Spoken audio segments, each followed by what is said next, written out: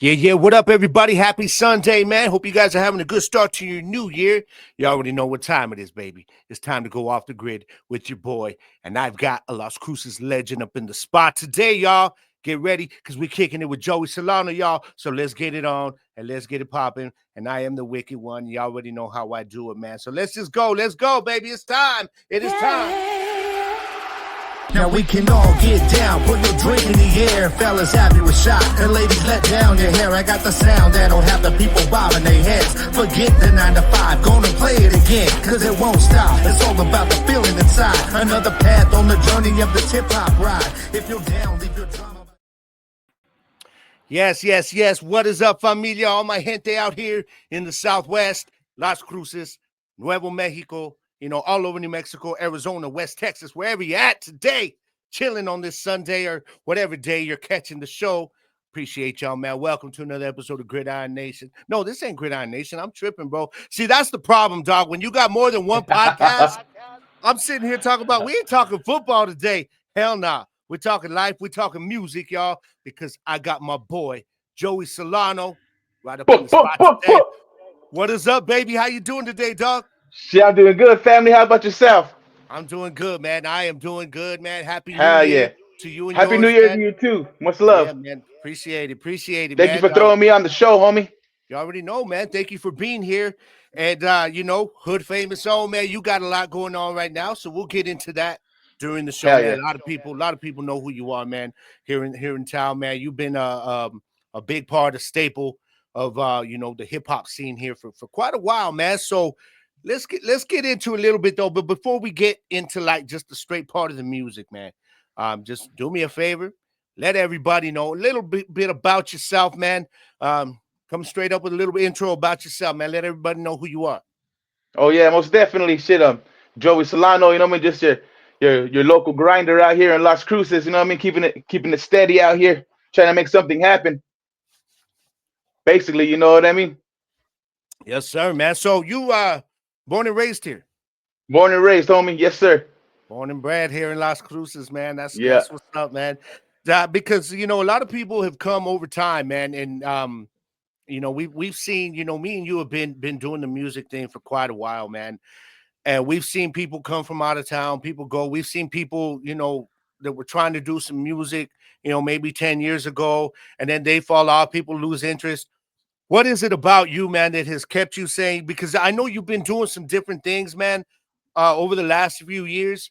But what was it that brought you back to the music, bro? You guys got this thing going with Hood Famous. What was it that has kept you saying, you know what, man, music is just something I got to be into? Shit, you know what? Like I just love making music for one. That's like my thing. Some people like playing basketball, some people like playing video games, some like taking walks. I like to make music. That's like what I like to do, you know what I mean? And I'm good at it, so might as well run with it. Yeah, you are, bro. I like to tell, I've told some people, man, before that I like to call you, like you in particular are like our version, bro, of Ice Cube. You know what I mean? Because Wait, yeah. every time I see you, like on a video, man, like you're the storyteller. You can tell a story. You know what I mean? You got that little bit of like it's like that swag in your flow, but it's kind of like that, like don't fuck with me type of swag. But Yeah. your look, bro, your demeanor, everything to me is like, oh, this the Mexican Ice Cube right here, man. Shit, hell yeah, mad love, homie. Shit. I don't know, just the way I just am, I guess, you know what I mean? Yeah, I hear that, man. I hear that. So now you grew up here. Where'd you go to school, man? Where everything, high school? When did you actually? At what point in your life, going through school and everything, did you start to even pick up a pen and putting it to paper? Shit, I went to Cruces High, you know what I mean? But I'm not too sure. I didn't really like pick up a pen till like later on. I would have freestyle with the homies and everything like that and have a good time. And it really wasn't like until I got into a little bit of trouble. I went in for a little while. I came out, and well, when I was in there, I kind of just wanted to not necessarily make music, but I wanted to make like a record label. Okay, yeah, You know what I'm saying? So when I came out, I tried to establish a little a group, not a group, but like basically a label with some of my homies. Like the original ones was DJ Dyslexican, Yeah, you know, yeah, and then I yeah. got M1 was one of my first ones. Okay.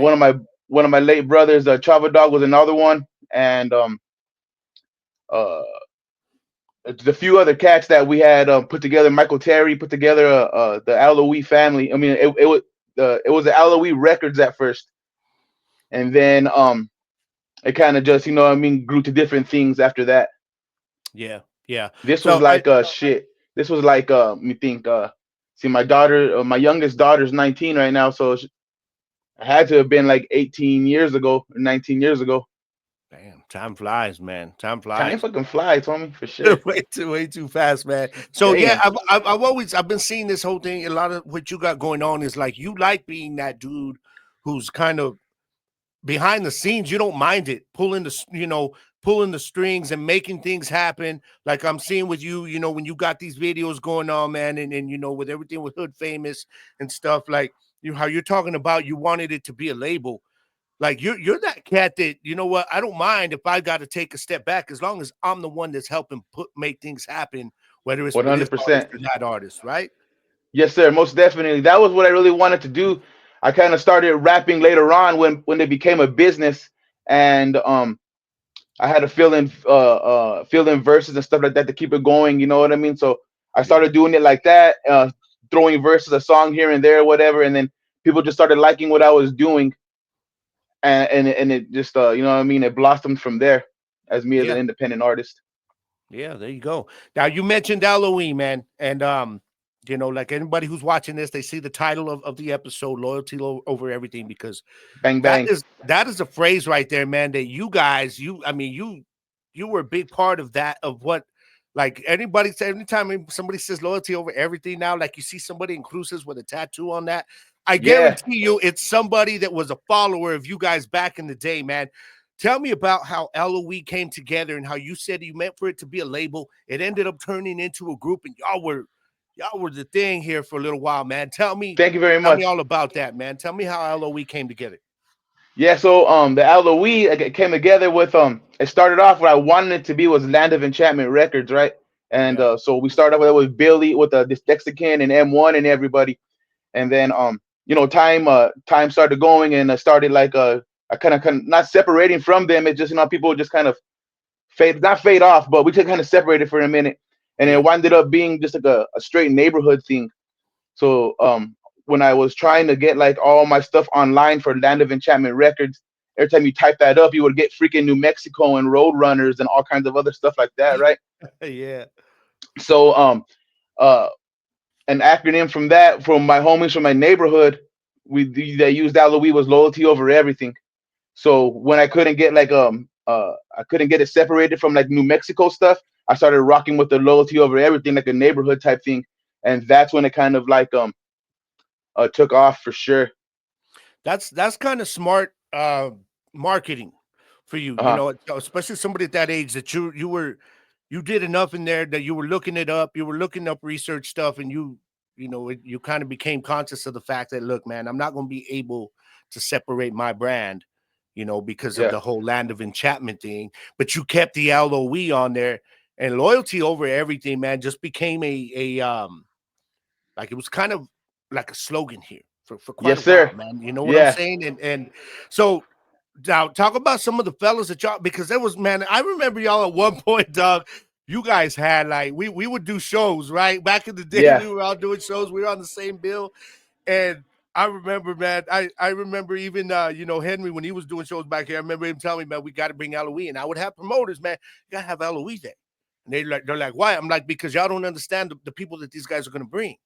And you guys would show up, bro. Like I'm talking deep, Yeah. man. Yeah. You guys Most had definitely. you guys had all your artists, but then y'all had just this huge following, man, that would show up to the shows. Tell me about the fellas, man. That a lot of your, I like to call music a brotherhood. Because Yeah. there's fights, there's egos, but there's the good times, man. And there's the music, there's the chemistry. Tell me a little bit about the fellas that roll with you on L.O.E, man. Shit. On L.O.E when we were super strong, we had a dope ass camp. Doc INF, Slick Talking Yeah, PD was yeah. on there. Shout out to Doc, man. Yeah, It's my straight boy up. right there. Yeah, Yeah. and then my brother Bolo Slim, Bolo part of too. Silent Bolo Slim, yes sir. And then we had M1 at one time. We had Defect. We Yeah. had myself, Caddy Boy, Caddy Diaz was a Hmm. big part of it back then. Also, um, we had my little brother Manny was in it. He passed now though, but he was part of it also at one time. You know what I mean? And we just kept it grinding, and we had a big following because like we were really like out here like in the streets per se, you know what I mean? So we were loved by everybody else. So when we would go out there and like talk to people or whatever, we would invite them to the shows like hand to hand, you know what I mean? And they liked that shit, and they would bring their people, and then they would bring their people. And at the end of the show, the whole bars would be freaking packed out. Couldn't even let more people in, and that's how the movement basically started. You know what I mean? Hell yeah. That's a great feeling, man. That's got to be a good feeling when you have, following like you guys had, to know that, man, every show, you can count on your fans, man. They're gonna be there to support you, and I will see y'all get up on stage. Man, y'all were so deep on stage, bro, that you couldn't even Yeah. sometimes you couldn't even fit everybody on the damn stage at times, man. Yeah, because everybody wanted to be up there, even the fools that weren't rapping. You know what I mean? They just go up there and just start whiling and shit. So,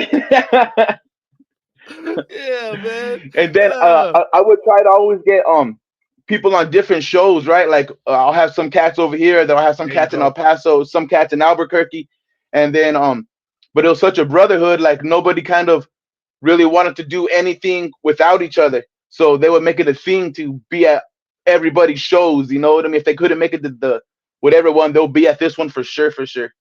Yeah, yeah, y'all were kind of Yeah, like our own local version of Wu Tang, in the sense that you guys were strong in numbers, man. yeah, You guys had so many different artists on there that had different strengths. You know what I mean? yes, And like Doc, I think of Doc, man, and he's always just like, his flow was so sick, man. The way he would put his Spanish, syllables in there yeah. together with everything, man. The Diggy's dude was a sick. monster on Yeah, that, man. So what of all the guys that you were working with, man, who's one that you really kind of like? I don't want to say, because you guys were brotherhood, so you're not like yeah. not your favorite guy that you flowed with, but who's one of the guys? Is it Doc, or is it another one that you really feel that your style, when y'all would jump on a track together, kind of Uh huh. just the chemistry flowed so well with him? Oh yeah. Shit. What's crazy about that is because we wouldn't like do that like kind of like that. We would get the beat going and be like, all right, well, it's gonna sound better with this cat. All right, well, Bolo Sim will sound better with you right here because it's all Spanish song. Or like Okay, yeah, you're spitting a freaking like a fast repetition like bars type shit. So I'm gonna get defect on there with you. You know what I mean? So it was just kind of how like the song or the beat was going, and I would place the cats that I would think that won't counteract each other or that'll mesh right. You know what I mean? So I yeah, liked working with everybody. It was just kind of like dictating what who's gonna be on what song and how dope it's gonna sound. A lot yeah. of cats kind of got mad sometimes because I would actually take people off of songs if it didn't flow right and throw somebody else on there. But you know what I mean? It was like a business, so I tried to keep it as business like as I possibly could. That's a great mentality to have, bro. When you've got so many different personalities, different Yeah, egos on there, because let's be real, dog. Like, you got to be, to do what we do, and you to get up in there, to get on stage, to get, put out music. You have to have a little bit of that ego. And people yeah, want to talk about artists having an ego, but you have to, because that's where the confidence comes from. a But hundred percent, a hundred you know percent. what I'm saying? And so Yeah, it could not have been easy to do that, and but I give you props for that, man. Like, you're talking about, like, even if it meant pissing off one of the other guys just to make the final product better. I mean, yeah. that's what you call management at its best, to be honest, because that's Thank you that's very critical much. thinking right there. You know what I mean? So I respect that. Yeah, I respect that, bro. So yeah, now you guys, so many shows you guys did. I know. I yeah. We remember did a when lot of shows. I was living up in Santa Fe, and I remember doing some shows up there. I remember you guys would travel up there. Yes, Also, sir. we'd be doing shows with Gambino and some of those guys. Um, let Tell me about how you guys actually got a lot of love up in Burke, which is something. When I first moved up there, I started getting some love, but I remember, man, there were times that I was like, damn, are these people gonna be feeling me? Because I'm from Cruces, and we know Yeah, that's a big how thing. that I goes. do. Like it probably Yeah. took you guys a little bit to get your footing over there, but when you did, I mean, they show you guys love up there, right? Oh yeah, mad love up there for sure. Like I love being up there. I got a lot of family up there too, and we would like basically we would always be selling units and different kinds of merch, right? So we would always be hitting swap meets and stuff like that. And I winded up just networking, and I plugged in with my homie Joe D, the rest in peace Joe D. You know what I mean? Yeah, And me and yeah, him winded up being real good.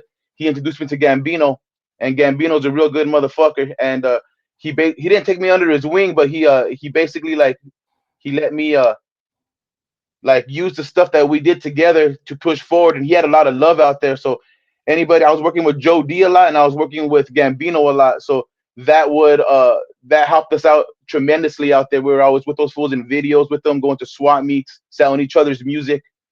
And so yeah, that's basically how it got up there and networking. And then we were just constantly out there, constantly up north, like every other weekend, a few times a month, getting to the little shows, hand to hand combat at the freaking swap meets and festivals and stuff, just selling units and posters. And we built our fan base out there through that, just constant grind basically. And Joe D and Gambino for sure. yeah, yeah. Shout out that rest in peace, Joe D. Shout out to Rest in peace. Gambino, man. Gambino been he is like the face of New Mexico hip hop, like at least 100 up in that 100%. area. I mean, the dude has been grinding, doing it for quite a while, man. So, Yeah, and you and know what's cool too, that he's always out there trying to help out other artists that yeah, are trying to make it a real business also. You know what I'm saying? He yeah, kicked me down a lot of game. He kicked me down a lot of game, and he showed me a lot of things. So I owe a lot of like my New Mexico success from Joe D and Juan Gambino, because they definitely pushed us forward and told us what not to do out there and what yes to do out there, where not to go out there. Go to this show, don't go to that one, or whatever. You know what I mean? that's what's up, man. Hell yeah, hell yeah. Shout out to Gambino, man. Now you guys were pretty much like I remember down here. Um, you guys were the ones that kind of were the first ones to really, I don't want to say create a street team, but that term wasn't really a thing out here until you Uh huh. guys, like I would see you guys out there, man, handing out, CDs and stuff, man, or you be, Yeah. hit with the little card in there, stuff like that, man. So that takes a lot of not just passion for what you're doing, but commitment. What was it, man, that just kept you guys going on days when you're trying to get your music out? Because we all had those days when we all had to be out there on our own. I'd be doing it sometimes too when I'd be out places, and it's hard when people are just like not seeming interested. What kept you guys doing that to get up and say, "Hey, man, we need to get out there, go hit the street"?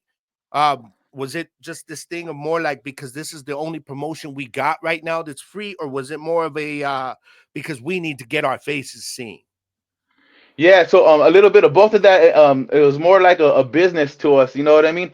And back then, uh, we would like need to make some extra money or whatever, so we go and pop trunk at fucking Bradley's, the gas stations, you know what I mean, the Shell on Solano, and just to go make a quick like 150 bucks, real quick, and so it was basically like a business type thing. We needed more money, we needed to pay some bills. We would go and pop trunk and just go to the swap meets, flea markets, El Paso, the Fox, and all that stuff. So it was basically like that. It worked, bro, because It because definitely did. anybody that was kind of following the local hip hop scene during that time, you mentioned L.O.E, and it was a household name for people that It knew the was for scene, man. yeah, most You know what I'm definitely. It saying? was yeah, and we went out and we bought like I went and bought one of those CD duplicators. One Yeah, of the it was a six CD duplicator. So like yeah, we would freaking make just tons and tons of like all of our mixtapes were all burnt. All of our albums were real CDs. But so like we would pump out so many mixtapes and stuff like that that we started selling them for like $3 and $5 and stuff like that. So people would kind of just like wait for our new ones to come out. And so because they were inexpensive back then, people were still selling CDs for $10, twelve yeah, bucks and stuff. And we had these mixtapes that we made for, I mean, three to whatever you had in your pocket, as long as if it was over $2, we take it. two yeah, bucks and over, because $2 is what it took for us to make the CD and put the cover on there from Kinko's and the fucking and the jewel cases. So that yeah, all ended up coming up to like $1.80 something a unit. So as long as you had $2 or more, as long as we're not going backwards, we'll flip it. Yeah, yeah, because anything on the other side of that $2 is profit. You know that Yeah, yeah, that anything. goes right in the pocket, man. So I feel you. Right. I feel you on that. So now LOE, man. So LOE, what ended up happening, man? What did it was it just a thing that were like you said, just kind of life happened and kind of guys just kind of started doing their own thing, living life and it kind of separated, or was there a I mean, I'm asking because I don't know what it was that exactly at some point where LOE just kind of said, all right, man, we're just going everybody's just gonna kind of do their own thing now. Yeah. It kind of was like that. Like everyone just kind of like drifting off, doing their own things, experimenting with other things that they were going. I mean, I still remained with the brand. And then what really happened is when my little brother died, Manny Manos, he passed away. When he did that, when that happened, it kind of just like slowly started uh pushing out. You know what I mean? Because Yeah. we were all a real tight unit. So like we didn't even really fathom of one of us not being there or whatever. So when it happened, it kind of hit us all hard, and everyone kind of started doing the same thing. And then I branched off to the Guillotine Cartel with Caddy Boy, Okay. and Yeah, then yeah, yeah, and that's how yeah. that went. Yeah, yeah, y'all were doing the Guillotine Chronicles and stuff, man, up on YouTube for Yeah, a little while. Hey, whatever happened to that episode, man? That I went over there and we recorded over at your spot. Do you remember? I yeah, I went do over one night. remember. You never got that one up though, man. I was wondering whatever happened. Man, we sat there and had like a 3 hour damn conversation. That was fun too. Yeah, most Yeah, definitely, homie. yeah, Shit. man. What that was at my old casa, and that was with the old studio. And Okay. what I wanted to what ended up happening is like remember I was building that studio in the back. Remember? Yeah, And it yeah. wasn't like weatherproof. It was like a real freaking like when it was hot as fuck in there. Oh When yeah. it was cold as fuck in there. So that hard drive wound up getting like locked or broken or whatever just from the Oh, elements that were inside there. I lost like everything on that freaking hard drive that I had, and I had like interviews from like you. I had like a plethora of stuff that I was getting ready to release, and it just shitted. yeah, damn technology sometimes, man. You know, I know. but back then, like even back in the day, man. You when okay, so you talked about you had Caddy, you had dyslexican. You guys had kind of a little bit of everything because you had Yeah. you had your production. You had kind of the behind the scenes management from you. Also being an artist, you had the artists, each one that can do different things. You know, back in the day, a lot of people don't understand, man. It wasn't that easy. Um, up until like the late 2010s to even get into a studio. I remember back Yeah. when I was younger and I was doing music, man, I was just writing because I didn't have the resources to get somebody to make a beat for me because it wasn't that technology wasn't around. Once we got on the other side of 2000, man, it's like the technology just flipped and Yeah. all of a sudden you've got home versions of Pro Tools. You got all this stuff. Hmm. I remember my first studio that I actually went in and recorded at, and I know you were there. Shout out to Beto BMP Big Productions Beto, down. yes sir, Yep. that's my Over boy. on Mesquite, man. Yeah, Beto. I remember I used to get you guys would be in there sometimes too. And that's when now I first got a taste of the new technology. Like, okay, man, people can really have home studios now. Yeah. You know what I mean? So when you guys came in, was the home studio thing was it a thing yet when you guys were first building this together? It really wasn't. We were like I was buying studio time from Joel Parker at first. I would go Yeah. to Nasty Cactus Studios and stuff like that. And I was paying like $60 an hour. You know what I mean, or more sometimes. Buying blocks like $200 blocks. And back then, the fucking $200 was a lot of money. You know what I mean? It Hell was yeah. like half of your damn Hell rent. yeah. So Yeah, man. I started building up all these cats, and uh I needed to record a lot. That's what I needed to do. So I hustled up some money. I got some money together. Then I started buying my own studio stuff. Like I bought it from um musicians friends from Mesilla Valley Pro recording. I ended up buying a 24 track Roland. And back then it was like $3,000. The big ass freaking chingadera. You know what I Yeah. mean? Yeah. And that's how it basically started. And then when we started like when the Pro Tools and everything started coming out, uh I was like kind of like not over recording all the time 'cause I was always recording people, boom, boom, boom, always in sessions. I kind of wanted a break, right? Wanted a break from that. So Beto started the BMP, and I think Bolo Slim is the one that introduced me to freaking Beto and shit. He's like, he got Pro Tools, he got the studio up there and everything, and I'm all like, man, it was a big old weight off my shoulders. Let's go. How much Yeah, does he charge? He charged freaking great prices for back then. So I yeah. was all like, let's just go through him for a while and stack up. You know what I mean? Yeah, yeah. Shout Yeah, out to Beto, man. Beto helped out a lot of cats back in the day, man. Got a lot of he us did. going and down, man. Straight up, straight up. So now, obviously, we're talking music, man. So, what is it about music, bro, that has just? I mean, obviously, you would not still be doing what you're doing right now if you didn't have that same kind of love that I have. Because when Yeah, you're an artist, bro, and you have that longevity, it's a different kind of love than just the average people that we know on the street, like the fans that are just music lovers. Yeah, we're music lovers because we're fans of artists and music, but at the same time, man, it's a different type of passion and love that you have yeah, for music when you actually make music and you stick with it, because we have seen me and you, man, we've seen a lot of cats come and go around here. yeah, for They sure. do it. They were doing it at a time when it was popular here, and then they're like, okay, yeah, no, and that tells me, okay, you were never really serious about this like us. What is it about music, bro, in your blood, in your passion, that just makes you get up every day? Like, do you get up every day, and if you're like me, music in your mind already? Yeah, I actually wake up sometimes singing songs. You know what I'm saying? Like I think Yeah, about the song or yeah. whatever. Now, yeah. So that's crazy. I don't know. My family's a real big music family. None of them's ever did music like performed or nothing like that. But like my uncle had thousands and thousands of CDs. My mom had fucking hundreds and thousands of records. Everybody always bumped music. My grandma had 8 tracks and tapes. So like music was always just there in my family, and I just wind up grabbing freaking like a hip hop and like basically like sounds weird, but I like 80s pop a lot too because I grew up. You know what I Okay, mean? yeah, yeah. So I I grew up with dig that. 80s too. Yeah, Yeah, like freestyle and R&B and stuff like that. I love that.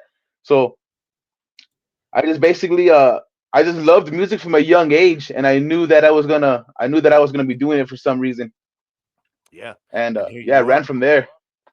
Here you are. Here you are. So, talk to me about some of your influences, man. Like, give me like your all-time goats, man. Either your favorite rapper of all time, maybe your favorite rap group, maybe.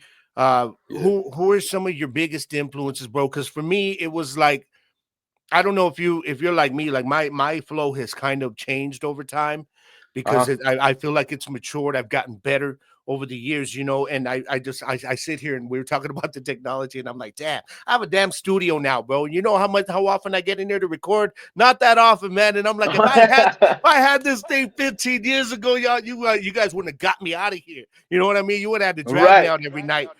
So I hear my flow has changed, because my influences being like Tupac and Lighter Shade of Brown is where a lot of my sound comes from. Nas, Rakim later on in life.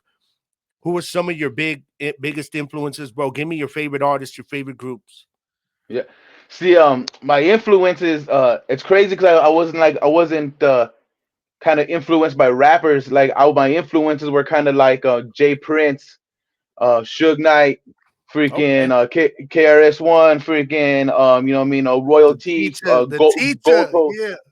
yeah, Gold Toes, people like that who had the whole label per se underneath them. Those were like Mhm. kind of what I wanted to be. You know what I mean? And like I said, I started rapping because I need to fill in verses, and people started liking what I did, so I kind of ran with that. But the influence for sure was like Jay Prince, Suge Knight, Easy E, not as a rapper, but as a businessman from Ruthless. You know what I mean? Yeah, yeah. I used to fuck with Royalty a lot because back then he ran low profile records. I Mhm. fucked with Gold Toes a lot because he was like the My up dog. north chick. Yeah, Gold Toes. Yeah. I never met him, but like he was also like I saw what he was doing up north and stuff with all the Chicanos and stuff like that. So those were kind of like my influences from back then. Rapper wise, I've always liked so many rappers. It's kind of hard to know because So when I was a kid, who would you say? Sorry, go ahead. Go ahead. When you were a kid, what? yeah, when I was a kid, I would go and buy these the rap magazines like freaking the Yeah. source, right? I would go Yeah. buy the rap pages. I would go buy cute Ill Tip and Murder Dog and stuff like that. And I would go through and read all the freaking things, and I would go and buy all the compilation albums that would come out on the advertisement on the pages. So like there'll be like Okay. Bay Area compilation, West Yeah. Coast Bad Boys compilation, whatever. And I would go out there and I would order them from Hastings, and they would come in, and that's how I would do it. So that's how at the beginning with L.O.E, that's how I came with so many features on every song, because I was real influenced by like the collaborations and stuff Okay. like that from that. Yeah, I dig that, Yeah, man. So being that you look at it as a different way then, because like you said, your mind with the music is more business implemented. So tell me, who so many people have a different opinion of this, and that's okay because to me, there's never a wrong opinion when this the question of the greatest rapper of all time comes up, because I think there's people look at it like for me, I always look at impact or stuff like that. But yeah. who would you say? Do you? I don't. It doesn't even necessarily have to be your favorite, but who? If you somebody just told you straight up, I'm telling you right now, boom, off top of your head, who do you think's the greatest rapper of all time? Oh shit, I like so many rappers, homie. Let me see. I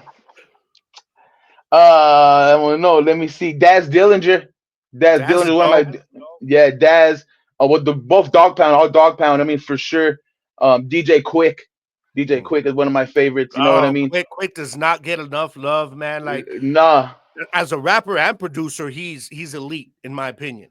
100%. In my opinion, like he's better than Dre. Yeah, He's he's my came, favorite. He's my favorite producer of all time. yeah, because he came Definitely. with Tony. He did a lot of freaking a lot of '80s pop. He did so Yeah, much for everybody that no one even knows about. You know what I mean? I kind and of did, he because I looked into him. yeah, and he didn't even he was part of the soundtrack of me and my boys' life when we were teenagers. Me and my boys that I would roll with, the Yup. Lascanos. Shout out to the Lascanos. We were that was he was part of that soundtrack of our lives at that time, man. And Yup. Hell I yeah. I feel like a lot of people don't understand that while he didn't initially create the G Funk sound, Uh huh. that that was more of oh man, above the law. But what he did, what Quick did with G Funk was he kind of made it his own. He created his own, like he took G Funk and actually made it a legit form of production, man. Like when you hear a beat, 100%. you can hear a beat, and especially me and you now, you know this being a fan of his. If you hear a new beat from him, it's like his style has never changed. Like A you hundred always hear those percent. little Yep. things that you're like, who I don't know who that artist is, who the song is, but I guarantee you that's a DJ Quick beat. You just Yeah, hundred instantly know. percent for sure, dog. Definitely. So Quick has been one of my favorites. And like in spitting wise, like like Corrupt, one of my big favorite ones back in the day. Of course, like Nate Dogg, he's more of a singer, but like he's a big influence on what I mean. I don't when I rap, I don't sing or nothing, but like I got everything freaking Nate Dogg. Anything he was yeah, on, I bought everything, oh every man, album. I bought his yeah. posters, like everything. Nate Dogg was definitely a big influence in me in that perspective.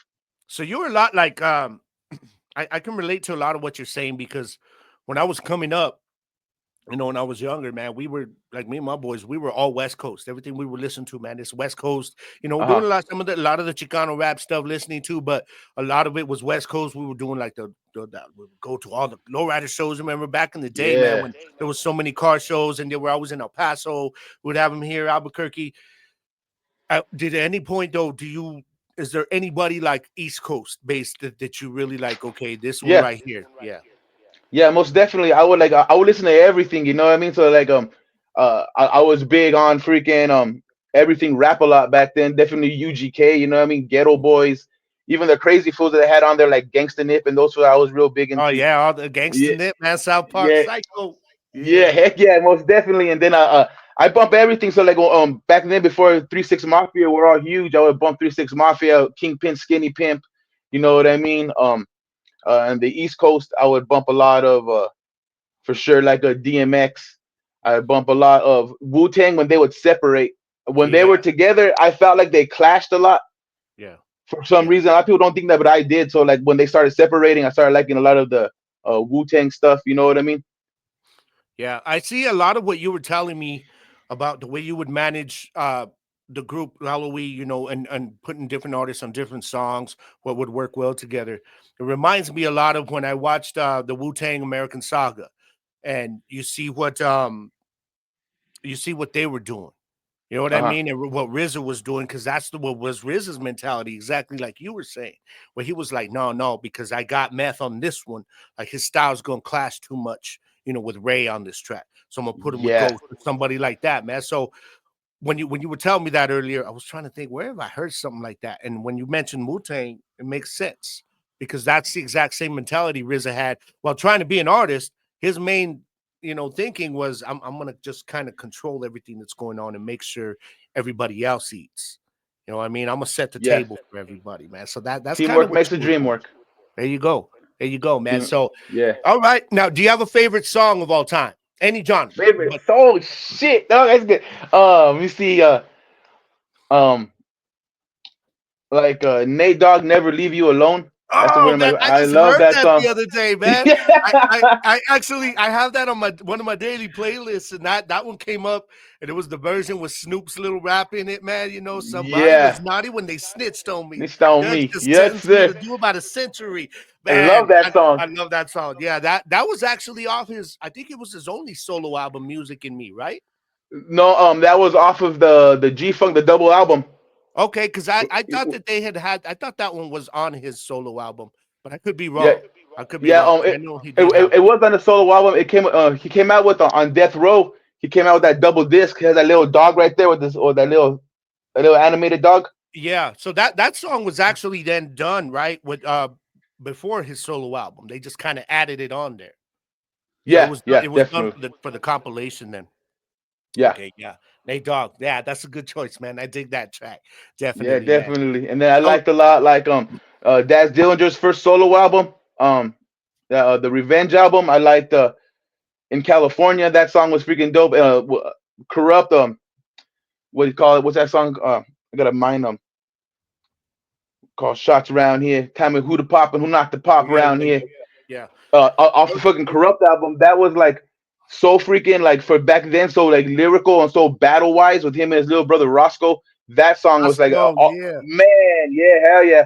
That was always like something like I kind of wanted to do, which I did with like those West Coast beats, but more of aggressive like battle raps Yeah. type of style, like punchline rap on West Coast beats. So that song was definitely like an influence for what I did also. You know what I mean? Okay.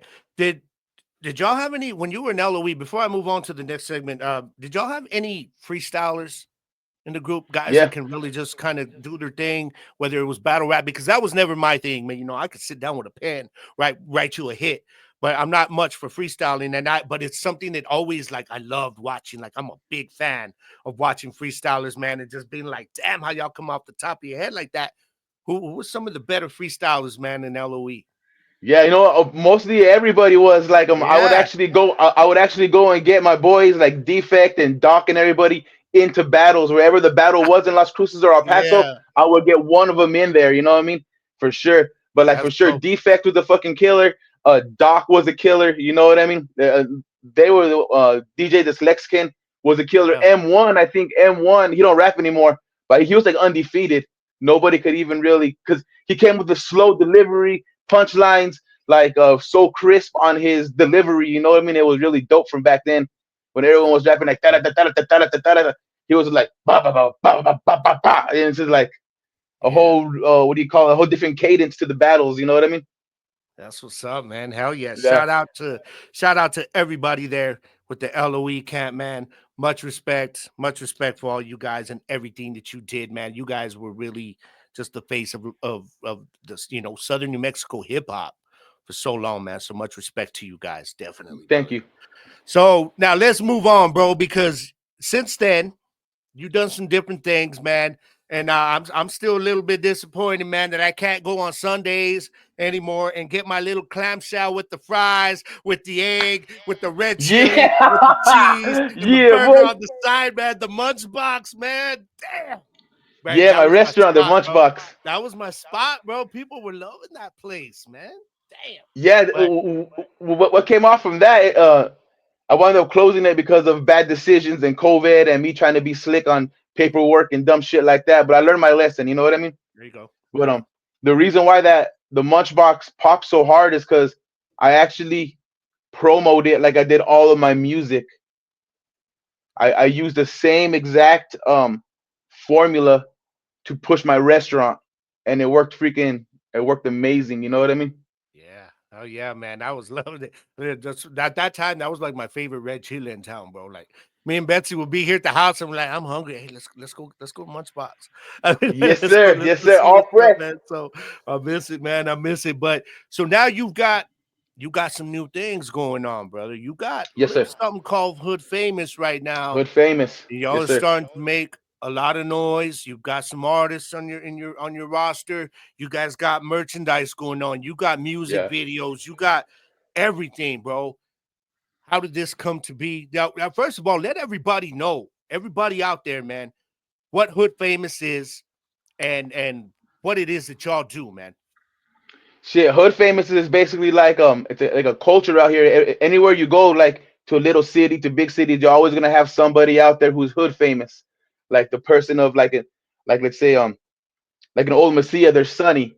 Yeah, yeah, You I know got what I you. mean? All There's right. like you go to Albuquerque and there's Gambino and Joe D. You go to freaking other places, always somebody hood famous there. So what kind of started off with like a culture thing, trying to push uh uh not push it, but like just create content around them, right? And we started pumping out so much music and music videos, it just kind of winded up going back again to music and that kind of content. So it just kind of made its way back to that for some reason. But that's where it And I started think off. My brother I think Bolo that's Slim. okay because music is something that everybody's passionate about. So I think it's a good Yeah, way to get your message out, anyways.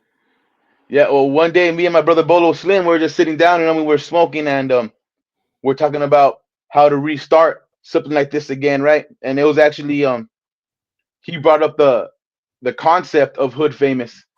And we were like, all right, that's a good freaking idea, dog. So the very next day, we went and got some logos made and stuff like that, and we started pushing it. So it's been about a year and a month since Hood Famous started, and it's definitely took off. We've won awards. We've done a lot of good stuff within this year and a little bit. You know, what I mean, a little bit more than a year. Yeah. Yeah, I hear that, man. Do you guys have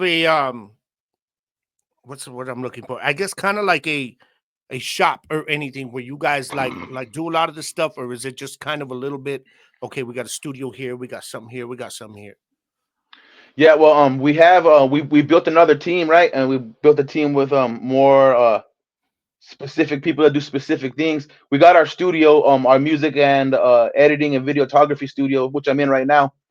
And then but we also like for our merchandise and stuff, we just do it by same thing, going to the swap meets, selling them over the internet, hitting throw them out there, meeting up with people.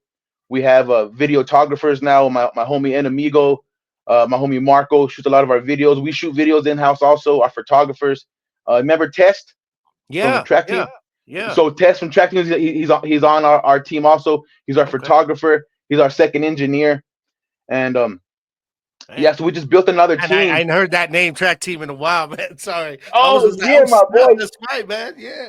Let me tell you something right now about track team. Like I was in high school, and I this is where I started thinking about really doing it for reals as a label and shit. Because remember how track team used to go out there and sell the units there? Them and Pablo Esco were like the first ones that actually have units Okay. Yeah. down here, CDs down here and stuff. And I would see the track team all the time selling CDs at the freaking Sonic on Al Paseo at the mall and stuff. And I would see them hand over fist collecting the dollars, right? Doom, doom, doom, doom, doom. So when I saw Marcus and those fools do that, I knew that I could do that also because I was doing other things at that time and I wanted to go legal and I knew I could do that. So they're like the ones that I saw in my eyes that said, "Oh shit, they're doing it. I could do that shit also." You know what I mean? So I got into Oh trouble. yeah. I got back out, and then that's when I basically started making posters and making units and making CDs and selling them like that because of Track Team. Okay, yeah, man. Shout out to track team. Yeah. Marcus Contube, my boy Contube out there, Sarah Alvarez. Yep. Yeah, man. They were some of the first ones actually to really put it down for hip hop here in Las Cruces, man. They were on For that sure. transition from like the late 90s into the 2000s, and then everybody kind Yeah. of picked it up from there, man. So much respect Much to what you respect for guys them too. Yeah, most definitely. And they if people would just like notice what other people are doing instead of like hating or whatever the hell. See what when I saw them, I was like, oh shit, they're doing it. You know what I mean? And the other cats that I was like known that did music back then, they're all like, ah, fuck them, whatever the hell, whatever. But I'm over there like these fools are making more money than anybody out here. They're going Yeah. home with a few hundred a day, easy, just a few hours. So Yeah. I took their formula from this city, anyways. You know what I mean? From the selling the units and stuff. Do you feel like maybe, because back then when you guys were coming up, man, and you guys had a big following, we had other crews in town as well. There was Crooktown, there was Yeah, Crosstown. We had quite a few, and like me, I was one of the very few like just solo artists that I didn't run with the crew or anything, but I kind of observed everything. And do you feel like maybe because I would see a lot of cats hating on each other, man, and it was like, man, yeah. this dude's dope. I'd be like at a studio, and then Beto would be like, ah, this dude was hating on this dude, and I'm like, why? He's dope, bro. Like that. He goes, I know, man. Do you feel like a lot of that is the reason that what the scene was at the time didn't take the next step? Do you think that that's what held it down? Was that a lot of cats out there kind of envious, hating on each other instead of everybody saying, look, man, there's enough food for all of us to eat. Yeah, for sure, for sure. And then also it was like a new thing from back then, you know what I mean? So like everybody wanted to be the number one no matter what. Yeah, You know what I mean? So it's like a new thing for everybody. We're the best and this and that, and I don't like them. And Las Cruces is so small, dog. You know that is like a lot of neighborhood things got into the middle. Like my brother don't like your homie from over here, and it's a loyalty thing. So fuck them type okay. shit. You know what Yeah, I mean? And it was yeah, kind of like that, and or like just a lot of people not knowing what to do with something new and something like that could make a difference or whatever, right? A lot of yeah, ego also, yeah, yeah. definitely, and just like basically a lot of neighborhood stuff. I think that stopped everybody from working together. Yeah, yeah. Yeah, Because I really feel like that. Just me, looking at everything and watching it all unfold like that. That was a big part of it. Was it just people? It was like, man, there's a lot of talent out here. It's okay to appreciate it. It's okay for yeah, everybody. There's enough support. As small as we are, man. I think like if it had continued to grow, Las Cruces has always been like that kind of community that supports. So I yeah, think I think there would have been enough support here for everybody. But yeah, I a was hundred really percent. like, man, I know a lot. I think about it even now, and I'm like, man, there's a lot of cats that I would like listen to back then, or whatever from here. That I'm like, man, what is he doing now? I didn't even, I don't even know what some of these dudes are doing. So that's why it's good to see you now with Hood Famous. Talk to me about, man, that some of the talent you guys got, because your boy Product was up on here, man. My Shout out, partner, fucking shout out to product. Product, man. Yeah, One one of man, one of the dopest MCs in town right now, man. that's I for love sure. what he's doing. Talk to me. I know you guys got other cats on your roster though, man. Talk to me about all the artists you guys got coming up with Hood Famous right now. Cool. Yeah, most definitely. And then it's like we're doing a different approach actually. So we're not like having artists underneath the label, right? Per se, Okay. like they're the hood famous artists. All these artists are definitely like have their own thing going, but we work together more as a unit. You know what I mean? Pure Product's a big part of Hood Famous. He is part of Hood Famous. Product is he's practically a co-owner of this place. He's been putting so much freaking work in for Hood Famous. You know what I mean? Yeah. And so Product is a staple out here. And then like we got Junior Loke. We work a lot with the Junior Loke. He's a young cat out here that's been putting it down. Yeah, There's I've heard another I've young, heard some of the stuff you guys have put with him, man. I dig yeah, it. yes sir. Yeah. He's been Yeah. getting it too. And then we got my whole little homie Lua has been putting a lot of work out here. And we work a lot with like Ziggy Lover. We work a lot with uh there's a kind of a plethora of people that we're just kind of like working together as a unit, not necessarily like a label type thing, but like as a unit to push forward. Kind of like to promote each other. Yeah, yeah, most definitely. I mean, teamwork makes a dream work. You know what I mean? That's what I learned that from the late Joe D. So, Yeah. uh, where everybody still has their own like per se labels or brands that they're pushing. It's just that when we come over here to Hood Famous, we're all doing it together, Yeah.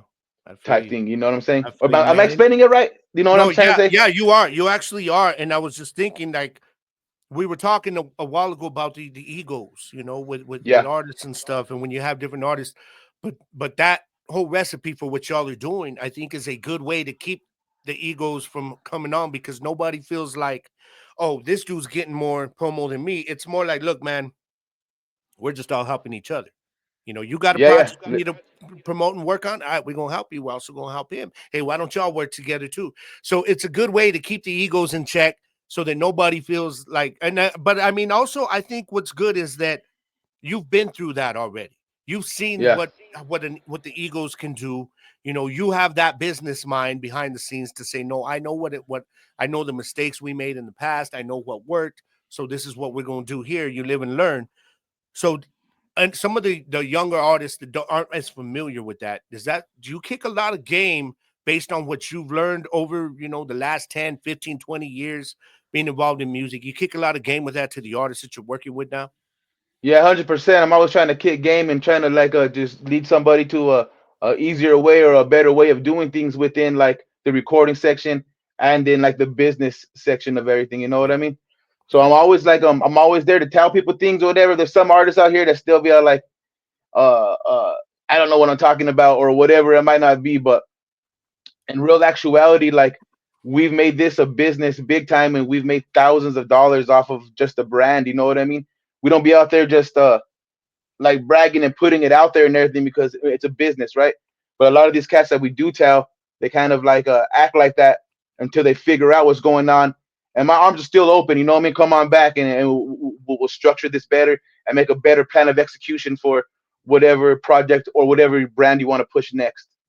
I dig Type, you that, know what I bro. mean? I dig that. I respect that you say that. Like they may act a certain way, but eventually they come back when they realize like maybe they were wrong, and you're saying, hey, you know what? It's all good. Because that gives me the thinking that you have that mentality of, look, man, it's we all think a certain way.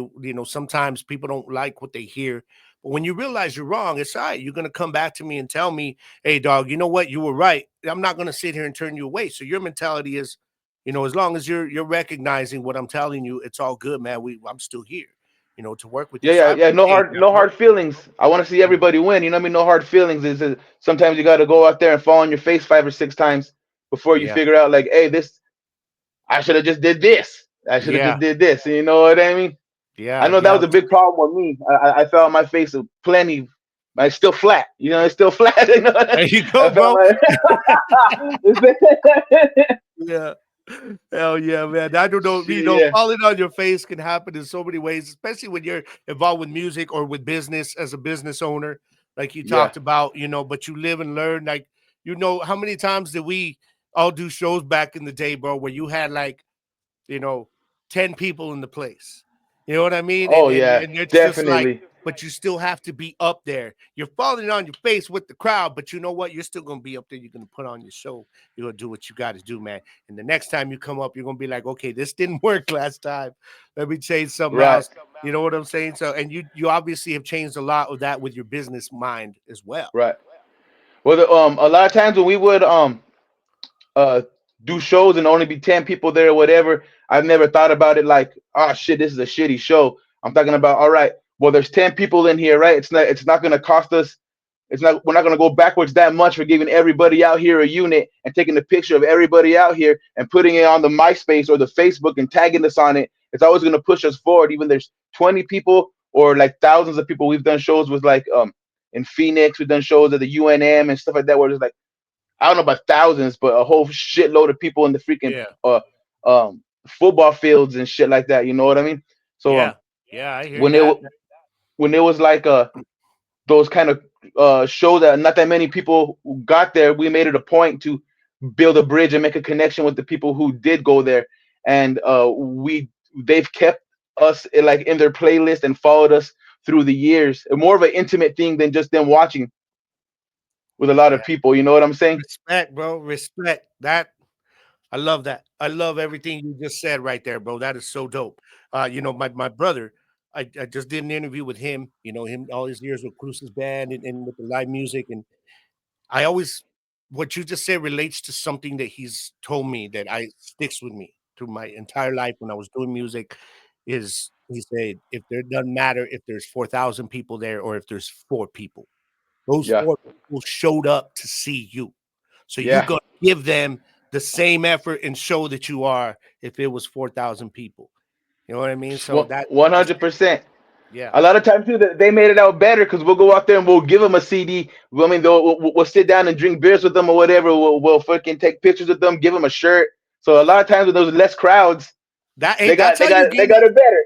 That's how you gain a fan for life, though. To be honest. That's 100%. There's some people out here to this day that started with us from like our very first show in our patio, and this was like, man, my daughter's 19, like I said, so it had to been 18 or 19 years ago. Yeah. Yeah. That I still have those fans from that first show that still follow us to this day, and You all the guys do, endeavors that I've man. done. You guys do. My boy Angel, who's been a fan of my music for so long. I know he's a big fan of yours, Angel Gallegos. He's been Oh bugging me, yeah, bro, for a long Angel's time. dope. He's like, man, you and Solano got to link up, man. He's been trying to get us to link up for a long time, and we've talked about it. So it's coming, Yeah, y'all. yeah. It'll come at some point. It's You know coming. what's It's coming, crazy? man. Every time I drop a video, Angel goes on my post. Hey, what's up with you and Wicked? We together every single time. So big love to Angel. You know what I mean? Yeah, man. Yeah, he supports you guys, man. He still be posting L.O.E. stuff nowadays, Oh man, and those are the kind of fans you created with that mentality that you have, though. When you're getting personal with them, and I respect that, man. Much respect to you for that.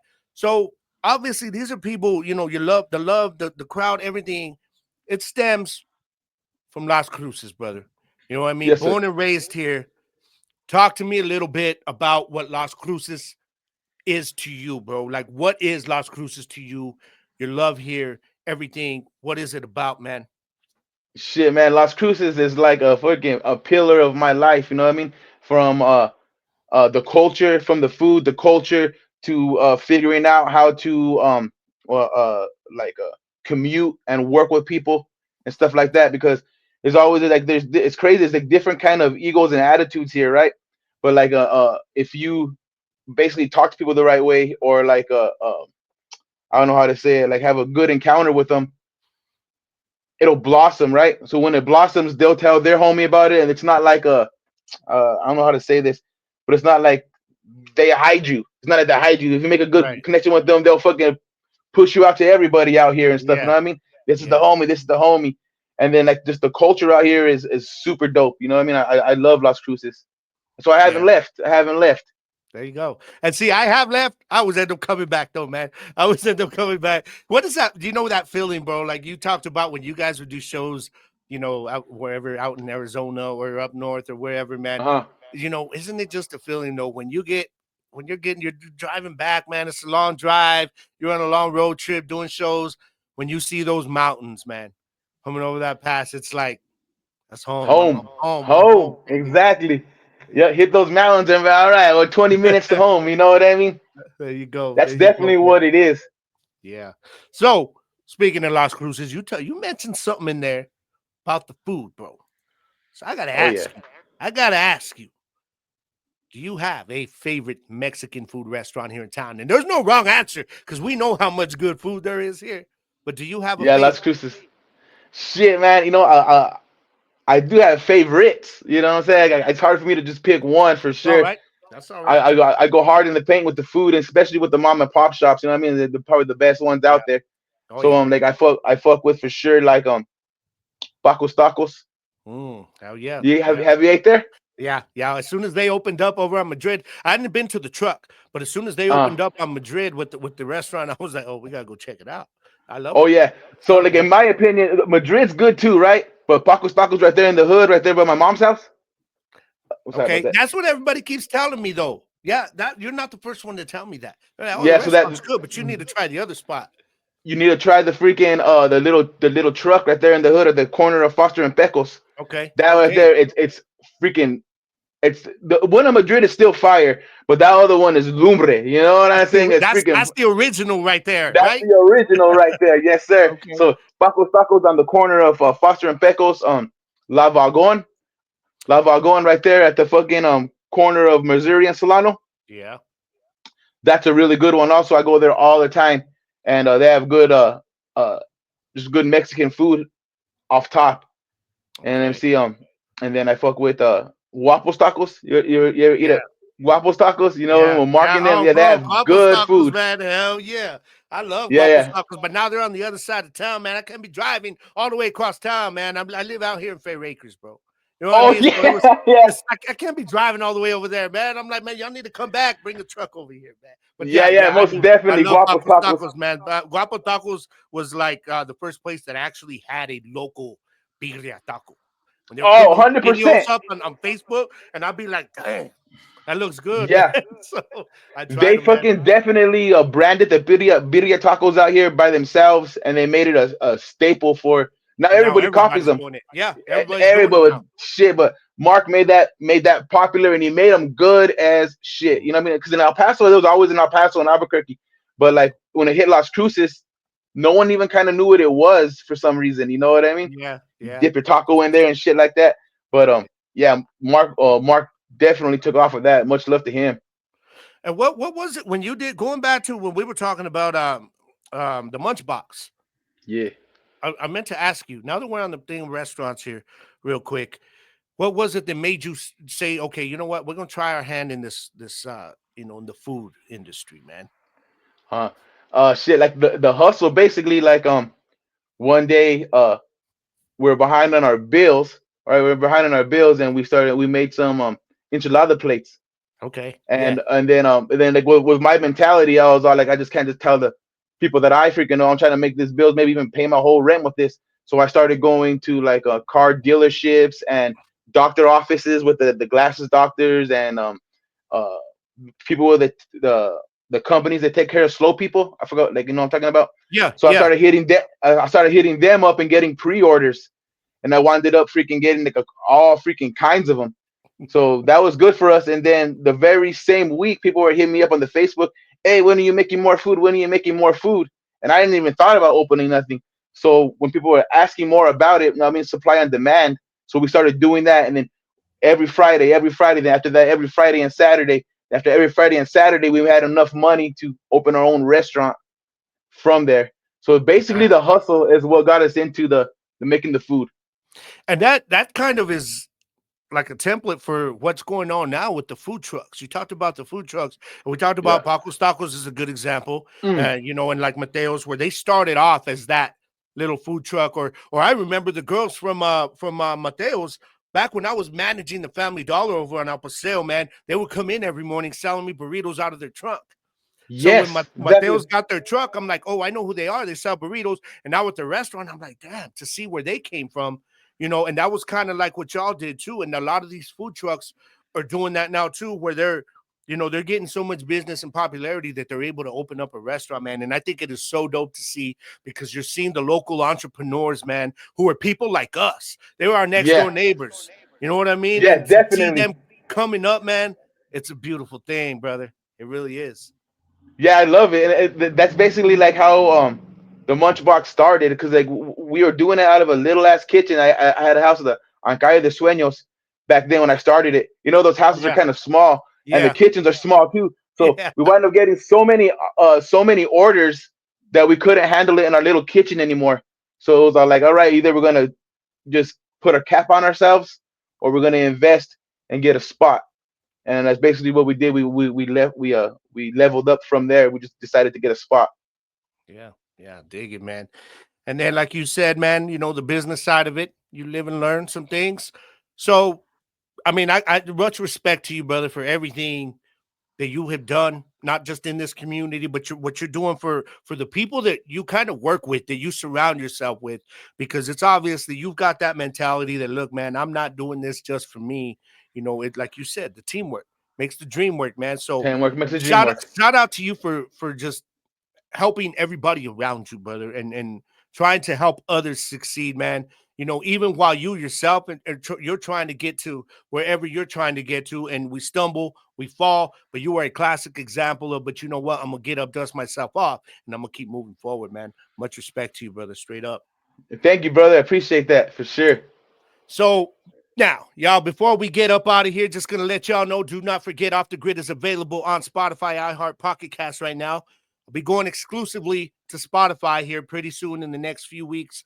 If y'all got somebody here in Las Cruces or surrounding areas, El Paso, up north in Albuquerque, Arizona, wherever, man, they're doing some things here in town. You want to get a little bit of shine for them. Holler at your boy, offthegrid.lc@outlook.com. Let me know, man, and let's talk about it, and let's get them up on here, man. So before we go, brother, any final thoughts, man? A message that you want to give to everybody out there from your heart.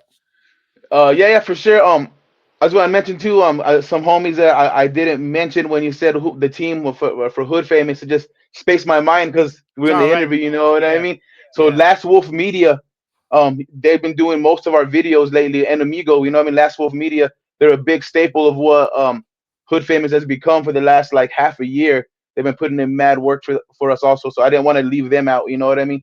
And yeah. then my boy Los Means Dinero. He was part of Yeah, L.O.E. man. also. That's my That's boy, right, man. man. I can't Yeah, believe I I forgot can't about forget. him either. Oh, man, how I can we forget about Los, man? Hell I yeah. fucking love Los, and I'm sorry about my nigga. Sorry I freaking I forgot about you back then, but he's a big staple of what we are today. Also, he does all of our prints. He does all of our like logos. He does all of our like rolling trays, all of our stickers, Yeah. all of our printing needs. He does. So big shout out to freaking Los. And I love you, dog. And sorry I forgot about you. And Amigo, sorry about I didn't mention you back then either on the last question. My boys, you know what I'm saying? You know what's gonna happen, bro? I do this all the time too. After an interview's over, you go back and watch it. You go be like, "Damn, I forgot to say this," or "I forgot to say that." Yeah, dude, That's I just how it always goes, do bro. that. I always do that, fam. You know what I mean? Jeez. Yeah.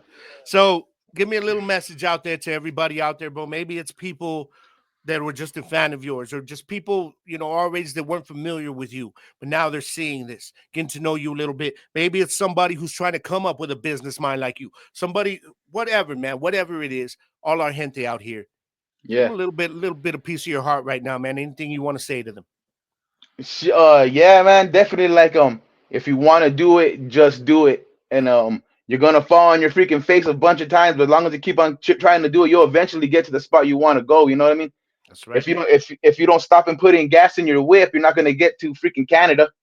You know I what I mean? love So that. you, Yeah. you know what I'm saying? You gotta stop and just you gotta just keep on being persistent of what you want to do, and don't listen to what like outer influences tell you, because people could get into your head, homies, family, people that like you listen to somebody's speech and that could get into your head for a little while. Don't let anything like drive you off the course that you want to do. Not relationships, not fucking homies, not nothing. Because if you're like a if you want to do something, you just gotta do it, and it'll Yeah. happen for sure, dog. Because like I'm doing it, and I'm a regular ass motherfucker. Like you know what I mean? Just from Las Cruces and shit. And if I could do it, anyone else could do it also for sure.